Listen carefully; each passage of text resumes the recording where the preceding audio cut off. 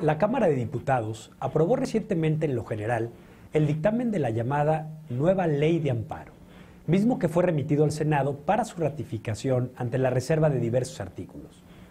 El amparo es una figura jurídica que en México surgió en 1847, concebida como un instrumento de protección de los derechos fundamentales de los gobernados frente a la autoridad,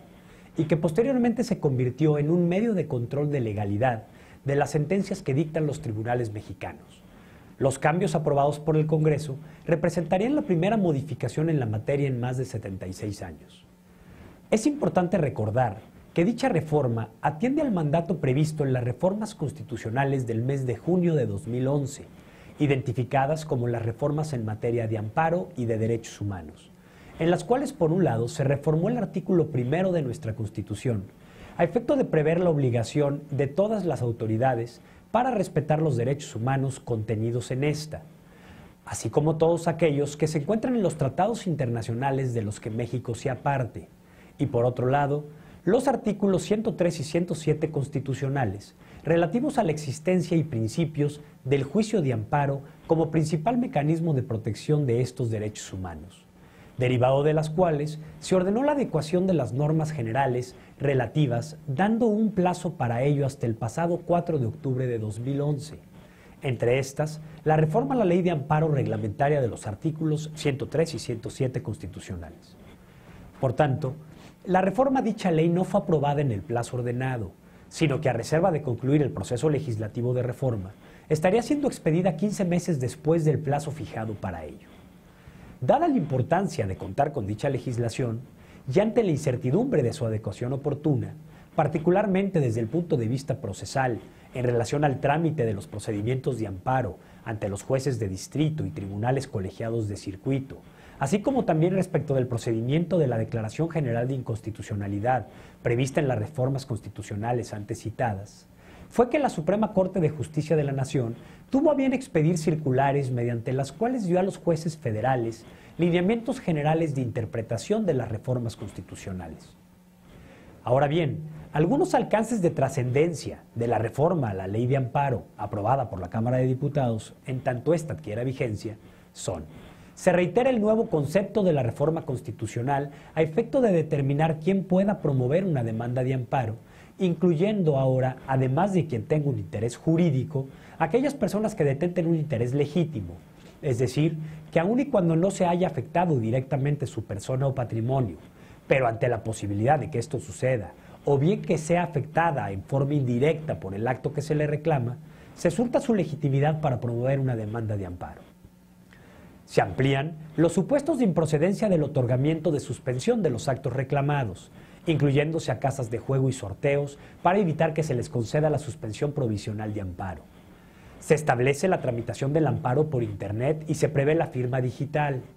Se fortalecen las facultades de la Suprema Corte de Justicia de la Nación en la atención prioritaria de los asuntos que le competen, así como el otorgamiento de atribuciones más expeditas para la integración de jurisprudencia y la resolución de contradicción de criterios, lo que abonará una mayor seguridad jurídica en las decisiones del máximo tribunal. El documento reforma y adiciona también diversas disposiciones de la Ley Orgánica del Poder Judicial de la Federación y de la Ley Reglamentaria de las fracciones primera y segunda del artículo 105 de la Constitución Política, así también de la Ley Orgánica de la Administración Pública Federal,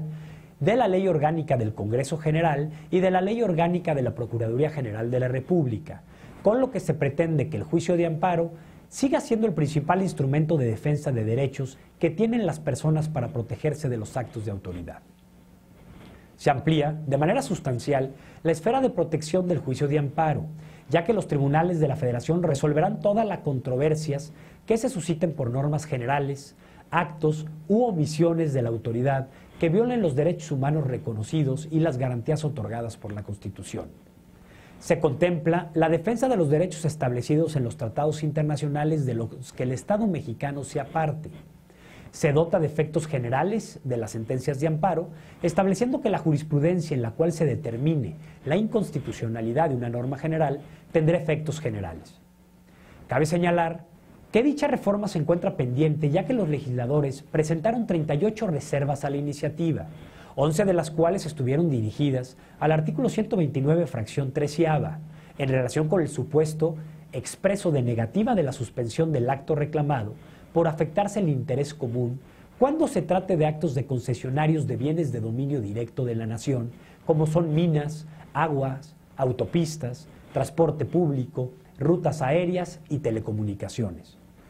En relación con el contenido de esta nueva ley, la Barra Mexicana Colegio de Abogados se ha manifestado en el sentido de que la nueva ley podría constituirse en un obstáculo para la aplicación de la reforma constitucional que en materia de derechos humanos fue publicada desde el mes de junio de 2011, porque no solamente amplía la enumeración de casos en los que se impide el otorgamiento de la suspensión respecto de actos del Estado, sino que abre la puerta para que las autoridades emitan actos que no cumplan con la obligación constitucional de estar fundados y motivados, afectando con ello gravemente a muy amplios sectores de la población,